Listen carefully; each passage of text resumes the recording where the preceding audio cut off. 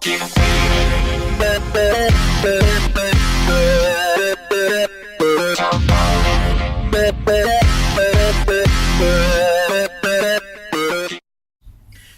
2 on the island. Today I do believe that I am going to cook some more of this steak. In fact, I've collected so many, around 16 in fact. It should suffice and keep me going a few more days. I do not need to hunt yet, as I have sufficient food to last a fair few days and nights.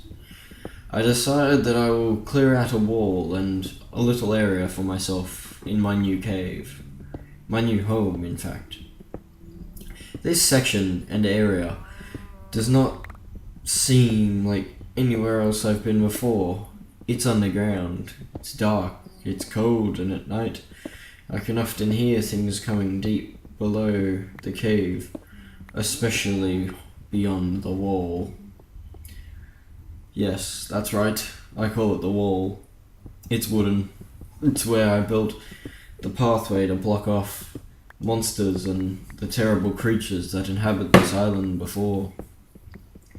You will often sleep at night, or last night in fact. I heard a strange noise coming. It was like a twang from a skeleton taking fall damage. I'm not sure yet though. My mind is very unsure about many things on this island. One of them being how I am going to live, and how long it will take me to clear out and make a nice lovely home for myself. Hopefully I will be able to find a partner or companion on this island, or maybe I could be rescued one day. Hopefully, someday.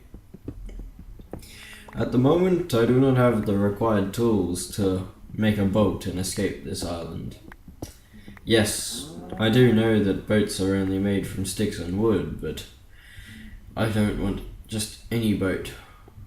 In fact, I'm not sure I even want to leave this island anymore. It's become quite close to my heart and somewhat of a new house and place to live where I'm alone and not bothered by society and all its debates and quarrels that it can never get over. I mean, seriously, the problems going on now in Afghanistan and Iran, it's terrible. I'd much rather my own house,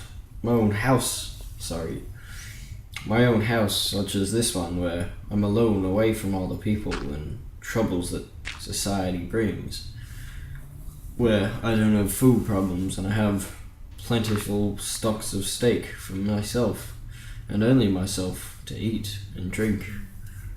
There is water surrounding the island. It is quite accessible and easy to get sufficient drinking materials and ingredients to make myself some foods like cake and party pies. I quite like party pies. Just get a fair bit of steak, some water, and bread. Yes, bread. Bread will do nicely. As I also have sufficient supplies of bread, steak, and tools, in fact. All the stone that I am chipping away slowly from my new house can be used in other tools like pickaxes and swords. I know swords are quite primitive now, but they're still the best weapon to get the job done and kill these creatures. I don't want to look over the wall and see what's hiding down there waiting for me to pop up and hopefully kill me. At least that's what I think it tries to do, but no. That won't be happening today. Right now I'm planting my tree. A sapling, in fact. It's only small, but someday I hope it will grow into a nice little tree where I can cut down and get supplies from. In fact, I think I will name that sapling. Let's call him Steve. Steve the sapling. I'm naming him Steve purely because my late expeditionist partner Steve recently got eaten by a zombie. Quite gruesome, in fact.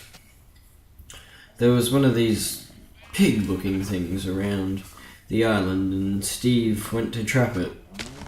In turn, Steve ended up chasing it through his own trap, getting caught in it, and hung upside down by a tree. Surrounded by zombies and nighttime closing in, Steve tried to cut himself loose.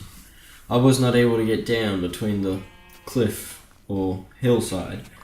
I was not able to save Steve, and all I could see was the endless hordes of zombies swarming him from all sides, and I watched gruesomely as Steve was swallowed and torn apart by zombies. Not a pretty sight. But right now, as the day comes to an end, we have to reseal the door or pathway we have created. And I think we'll go back into our home and enjoy a good night's rest after a long day's work. End day 2 recording.